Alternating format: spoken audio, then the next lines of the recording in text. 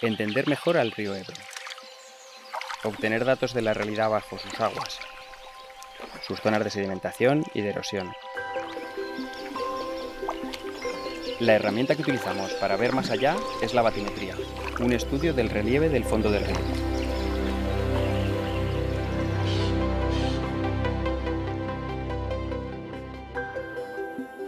Ahí que hacen ahí el puentecito. Sí.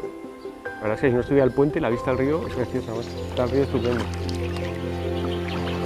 La batimetría es una herramienta que nos sirve para conocer la topografía del fondo de un río, o del mar o de un lago. Es decir, es conocer el terreno que hay debajo de las aguas. En el caso del Ebro no se tenían datos del fondo del río a tramo largo, solo se tienen datos de algunas zonas puntuales, pues en algún momento que ha sido necesario tomar esa información pues para construir un puente, un azuz o algo similar. Para los trabajos de la estrategia Ebro Resilience, por primera vez hemos tomado esa topografía de debajo del agua a tramo largo en todos los tramos que se han estudiado en la estrategia. Esos datos se han tomado en el año 2020 y 2021 y ahora en el año 2025 se van a volver a tomar, con lo cual, comparando esos dos datos, pues por fin podemos tener un dato objetivo y cierto de qué es lo que está pasando en ese lecho del río, si el río está subiendo, si el río está bajando, si está erosionando, si está depositando.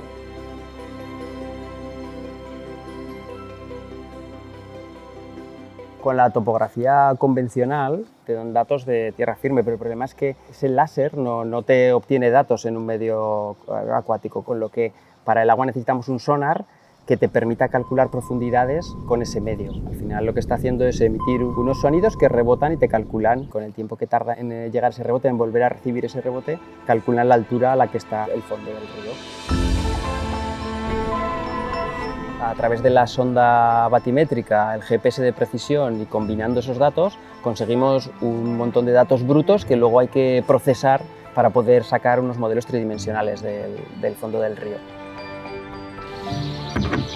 Este es el GPS de precisión centimétrica. Es la sonda batimétrica y esta nos da datos de profundidad.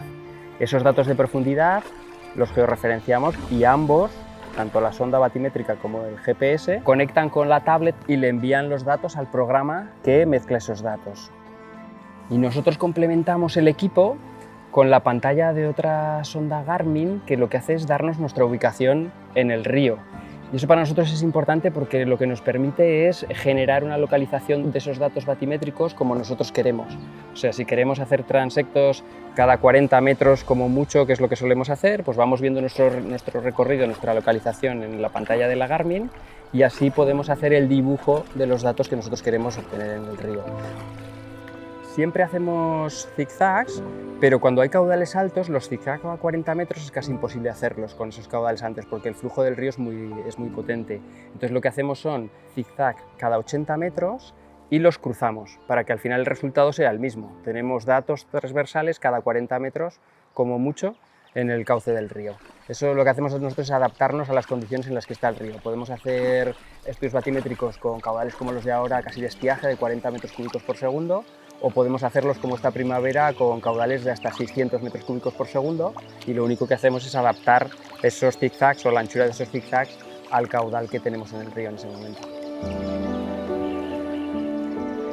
Repetir estos estudios batimétricos en el tiempo nos permiten no elucubrar sobre qué está haciendo, cómo está evolucionando el cauce del río, sino tener datos reales en los que poder asentar ya no teorías, sino datos concretos y poder afirmar una u otra evolución, ¿no? Que se esté encajando el río o que no. Esto nos lo va a permitir saber con muchísima más fiabilidad y es algo que no se había hecho hasta ahora, ¿no? Esta repetición de datos que nos permitan tener estos datos concretos y reales. ¿Ves que estás marcando ahí? Una vez que tenemos una imagen fiel de lo que hay debajo del río, lo que hacemos es validar estos datos e incorporarlo a nuestros modelos. Ganamos mucha precisión en la simulación hidráulica, en la simulación de la riada, y luego también, por otro lado, con estos datos espaciados en el tiempo, podemos hacer una comparativa y ver los cambios que se han producido para posteriormente realizar nuestro análisis. Pues este análisis nos permitirá descubrir desequilibrios que se han producido y gracias a todo esto podremos plantear medidas más eficaces para reducir el riesgo de inundación.